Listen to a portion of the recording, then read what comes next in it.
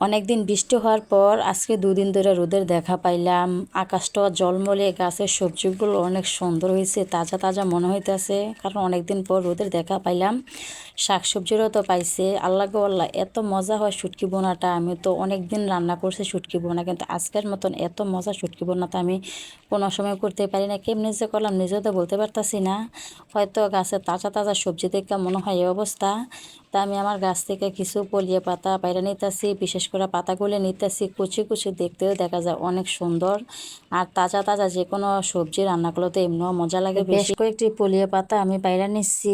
আর আমার ঘরে ছোট্ট একটা ডোবা আছে, যে ডোবার মধ্যে শাকসবজি ধুতে বেশ ভালো লাগে আর সহজে পরিষ্কার হয়। আমি পরিমাণ মতো পানি নিয়ে নিচ্ছি। এখন ভালো করে আমি পলিয়ে পাতাটি ধুইয়া পরিষ্কার করে নেম, হালকা হালকা করে ধোয়াম যেন ভিতরে কোনো ময়লা না থাকে। এমনি তো ময়লা নাই, তারপরও একটু ভালো করে ধুয়ে নিতে আসি। শাকসবজি রান্না করতে হলে যদি আবার একটু ময়লা থাকে, তখন রান্না করে এটা খেতেও ভালো লাগে না, স্বাস্থ্যের জন্য অনেকটা অস্বাস্থ্যকর হয়ে যায়। মাশাল্লাহ, আমার দোয়াটাও হয়ে গেছে। আমি সবসময় শাকসবজি 3টা করে দোয়া দেই।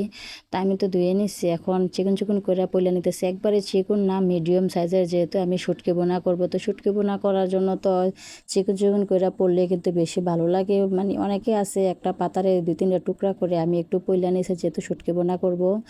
আর শুটকি বোনার মধ্যে পেঁয়াজগুলো একটু বেশি করে দিলে কিন্তু অনেক বেশি ভালো লাগে। যত পেঁয়াজ দিব তত কিন্তু বেশি ভালো। যত বলতে একবার আবার এত বেশি না যে পলিয়ে পাতে দেখা যাবে না, দিতে হবে পরিমাণ মতো, শাকের পরিমাণ মতো পেঁয়াজটা দিলেই যথেষ্ট। তো আমার কাটা বাছার পালা শেষ, এখন হচ্ছে আমার রান্না বসানোর পালা। আজকে আমি মাটির চুলা শুটকি বোনাটা করব। মাটির চুলা শুটকি বোনাটা করলে মনে হয় একটু অন্যরকম স্বাদ লাগে। সবসময় তো কারেন্টের চুলায়, গ্যাসের চুলায় রান্না করি, কিন্তু মাটির চুলার স্বাদটা যেরকম লাগে অন্যান্য কিছু মধ্যে রান্না করলে সেই স্বাদটা পাওয়া যায় না।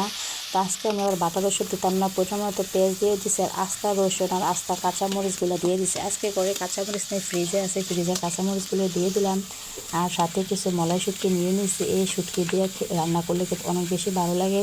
তো আজকে আমার সব কিছু পলা, কোনো কিছু আবার বাটা নাই। সব শুটকি, পেঁয়াজ, রসুন, কাঁচামরিচ ভালো করে একটু বাজিয়ে নিয়েছেন। পরিমাণ মতো একটু পানি দিয়ে দিয়েছি, নুন, হলুদ, আবার একটু মরিচের গুঁড়া দিয়ে দিয়েছে। যেহেতু শুটকি বোনা বলে কথা, একটু জাল জাল না হলে তো ভালো লাগে না। কিছুক্ষণ আবার মশলাগুলো কষিয়ে নিচ্ছি। এখন কেটে রাখা পলিয়ে পাতাগুলো দিয়ে দিচ্ছি।